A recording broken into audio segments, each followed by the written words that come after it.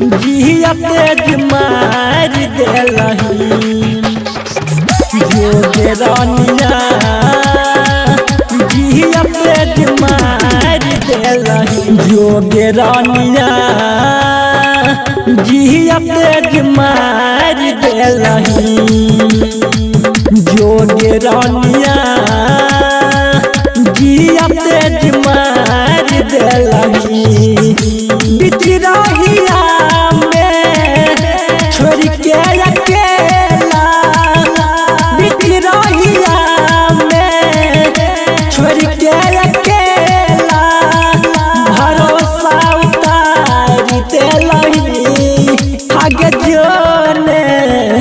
जोगे रानिया जिया तेज मार देलही जोगे रानिया जिया तेज मार देलही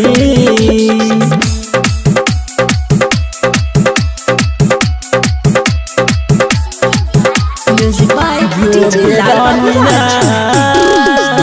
जिया तेज मार देलही जिया तेज मार देलही छोड़ देलही साथ हमर बन गेली कठोर के दिनो रातो बहे हमारा अखिया से हलोर के अखिया से हलोर के छोड़ देलही साथ हमर बन गेली कठोर के दिनो रातो बहे हमारा अखिया से हलोर के क्रिया खिलैने रही छोड़ के न जाइबो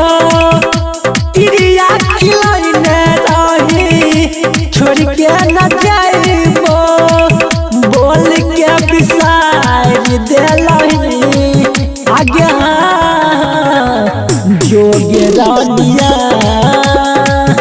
जिया तेज मार देलही जोगे रानिया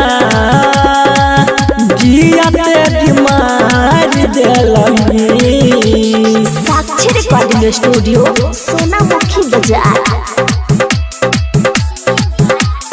Music by जोगे DJ रानिया जिया तेज मार देलही जिया तेज मार देलही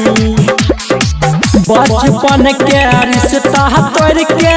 कर लेलही शादी के तोरा बिना केना के जीवो बोल नहारम जादी के बोल नहारम जादी के बचपन के रिश्ता तोड़ के कर लेलही शादी के तोरा बिना केना के जीवो बोल नहारम जादी के राइटर गोलू संगीत साजन राइटर गोलू संदीप सुमन सब के कनाई देलही आगे जोगे रानिया जिया तेज मार देलही जोगे रानिया जिया तेज मार देलही। साक्षी रिकॉर्डिंग स्टूडियो सोनामुखी बाजार।